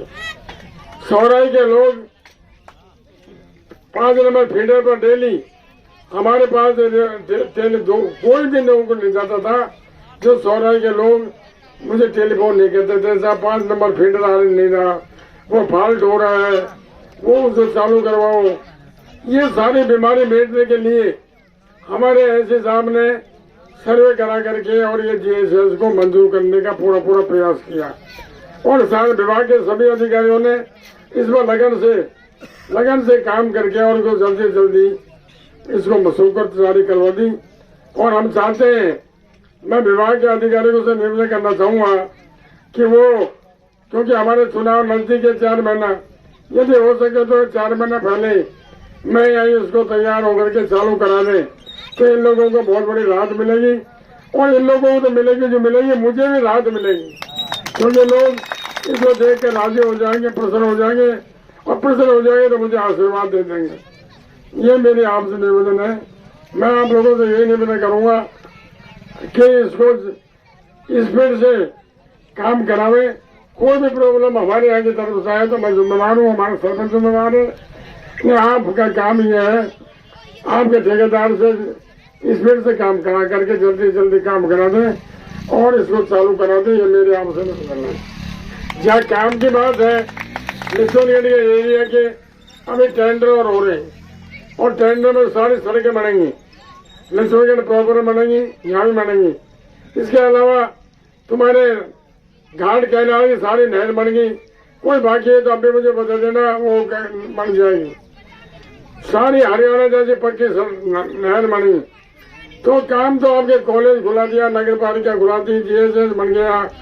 अब गोटड़ा के जीएसएस के लिए निवेदन कर रहा हूँ मैं, भावी प्रॉब्लम है तो गोटड़ा के एसडी साहब और सारे स्टाफ वाले मेरी निवेदन सुन लो। यदि गोटड़ा में जीएसएस और बन जाए तो आप लोगों का बहुत बड़ा आभारी हूँ और आपको धन्यवाद दूंगा और आपको याद रखूंगा मेरी जिंदगी में, क्योंकि गोटड़ा में क्या है, झांटाड़ा पड़ता है नजदीक। अलवर शहर विधायक संजय शर्मा बुधवार को रूपारेल नदी पर पहुंचे और किनारे पर कई घंटे तक पड़ाव डाले रखा। उनका कहना था कि जलकुंभी आदि अवरोधक पूरी तरह हटाए जाए जिससे जयसमंद में ज्यादा मात्रा में पानी पहुंच सके। गौरतलब है कि सरिस्का में तेज बरसात के बाद रूपारेल नदी में जमकर पानी की आवक हुई है, लेकिन जयसमंद बांध की ओर नदी के प्रवाह क्षेत्र में जलकुंभी की वजह से पुल पर अवरोध पैदा हो गया। ऐसे में 5 ब्लॉक में से मात्र 1 ब्लॉक से ही पानी जयसमंद बांध में जा रहा है। वहीं प्रशासन के कर्मचारी और जेसीबी जब तक मौके पर नहीं पहुंचे, विधायक नहीं हटे। इस दौरान उन्होंने खुद भी अपने स्तर पर जलकुंभी हटाई। हमारा क्षेत्र में जलकुंभी के कारण पानी का जो मार्ग है वो पूर्व में अवरुद्ध हुआ पड़ा था। इस विषय को लेकर के दिशा की जो मीटिंग थी जिला परिषद में हुई, उसमें मैंने ये विषय बड़ी पुरजोर तरीके से उठाया था और जिला कलेक्टर महोदय से और संबंधित हमारे जो एक्शन है इरिगेशन के जो उस बैठक में मौजूद थे, उनसे आग्रह किया था कि जलकुंभी को हटाया जाए। तो पानी, बरसात का सीजन है, पानी आएगा तो जयसमंद में बड़ी आराम से पहुंच भी सकेगा, क्योंकि जिला प्रशासन द्वारा डीएमएफआरटी फंड के माध्यम से इस नहर का चौड़ाईकरण का काम भी किया है, तो अतिक्रमण को भी हटाया गया। लेकिन दुर्भाग्यपूर्ण स्थिति ये है कि पहली बरसात जब हुई तो जलकुंभी जो नटनी के बारा पे लगी हुई थी वो हट करके जो नटनी का बारा से लेके मालाखेड़ा तक का मार्ग है उस पुलिया पे आकर के अटक गई। 4 दिन पहले मैं खुद मौके पे आया था, मैंने एक्शन साहब को आग्रह किया था फ़ोन करके कि आप ये जलकुंभी को हटवाओ, तो जिससे बरसात होगी तो पानी जयसमंद की ओर जाएगा। लेकिन दुर्भाग्यपूर्ण स्थिति ये है, आज नलदेश्वर महादेव का जो क्षेत्र है, तो सिरस्का का वन्य क्षेत्र है नलदेश्वर जी वाला, वहाँ ज़बरदस्त बरसात हुई और उसका परिणाम ये था कि आज नटनी का बारा क्षेत्र में ज़बरदस्त पानी आया। लेकिन दुर्भाग्यपूर्ण स्थिति ये थी कि जो पुलिया पीछे की तरफ दिख रही है आप सबको, उस पुलिया पर जलकुंभी के कारण 5 में से 4 गेट पानी के अवरुद्ध हो गए और मात्र 1 गेट के द्वारा जयसमंद को पानी गया वाद हुआ है। उसको लेकर के मैंने जिला कलेक्टर महोदय को फोन पर आग्रह किया, हमारे जो एक्शन साहब है उनसे आग्रह किया, और मैं जब से यहीं बैठा हुआ था, धूप के अंदर बैठा हुआ था, जलकुंभियों के साथ बैठा हुआ था, और मैंने कलेक्टर साहब से आग्रह किया कि मैं जब तक नहीं हटूंगा, जब तक जलकुंभी यहाँ से हटाई नहीं जाएंगी। अभी 5 मिनट पहले यहाँ जेसीबी आई है, सिंचाई विभाग के एक्शन साहब भी आए हैं, यहाँ के हमारे जो जेईएन साहब है वो भी मौके पर आए हैं, और जेसीबी के माध्यम से जलकुंभी को हटाने का काम किया जा रहा है। मेरा ये कहना है, अगर इन जलकुंभियों को पहले ही हटा लिया जाता तो आज जो बड़ी मात्रा में बरसात का पानी, बरसात अच्छी हुई बरसात का पानी आया है, वो निश्चित रूप से जयसमंद में जाता, तो जयसमंद में को भरने का जो हमारा एक भरपूर प्रयास है, उस प्रयास में बहुत हद तक हम सफल होते। लेकिन दुर्भाग्यपूर्ण स्थिति है कि बार बार कहने के बाद भी प्रशासनिक अधिकारियों पे कोई असर नहीं हो रहा, या तो कोई राजनीतिक प्रेशर उनके ऊपर है या वो जानबूझ के काम नहीं करना चाहते। तो मैं अलवर शहर की जनता से भी आग्रह करूंगा कि हमको ये लड़ाई लंबी लड़नी होगी, हम सबको मिलकर लड़नी होगी। हम सबका प्रयास है कि हमारा जयसमंद भरे, जयसमंद भरेगा तो जयसमंद के क्षेत्र के लगते हुए अलवर ग्रामीण के जो क्षेत्र हैं वो सिंचाई के लिए पानी मिलेगा, पीने के लिए पानी मिलेगा। साथ ही साथ अलवर शहर का जो बुर्जा पंप हाउस है वो रिचार्ज होगा, अलवर शहर की अधिकांश बोरिंग रिचार्ज होंगी, तो हमको पीने के लिए पानी मिलेगा।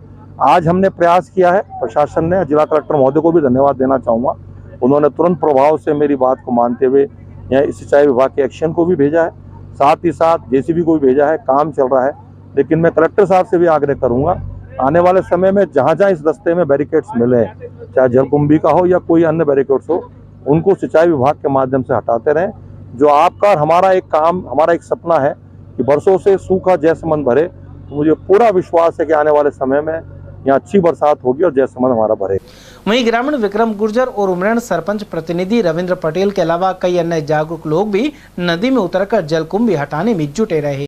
रेल से नटनी के बारे से अपना फीडर का काम जयसमंद जो है, नटनी का जीरो अपना फीडर से लेके है, जीरो नटनी का 12 से लेकर जयसमंद 12.7 किलोमीटर है, यही अपने कार्य क्षेत्र में होती है।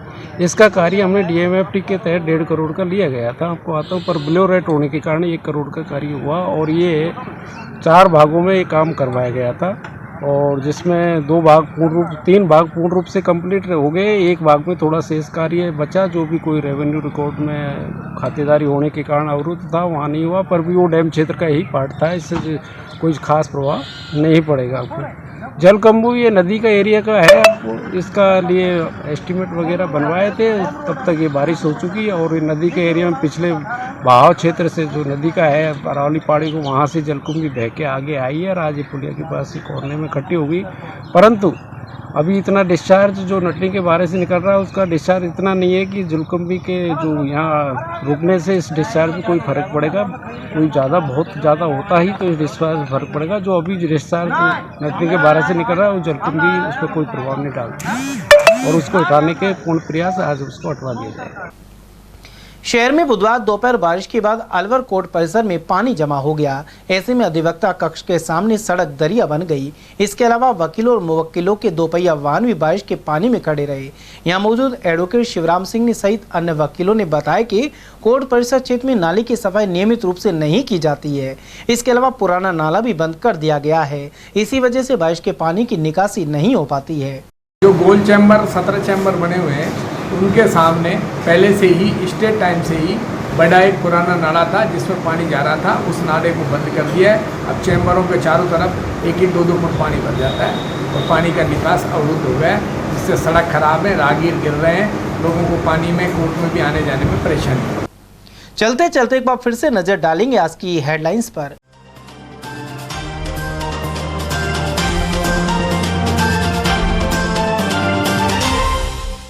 शहर में चोरों का हुआ बोलबाला।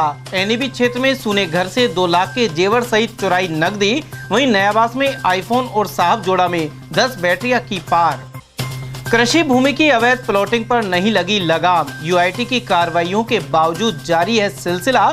नई कॉलोनियां विकसित करने की सुस्त रफ्तार भी बनी वजह। सुभाष चौक मंदिर में बूढ़े जगन्नाथ की प्राचीन अचल प्रतिमा के दर्शन हुए आरंभ। वहीं देर रात रूबास पहुंची रथ यात्रा। गुरुवार को होगी वरमाला। और महंगी सब्जियों ने बिगाड़ा रसोई का बजट, थाली के पहुंच से दूर हुआ टमाटर। समाचारों में आज के लिए बस इतना ही। दीजिए पूरी टीम के साथ रविंद्र तिवारी को इजाजत। नमस्कार।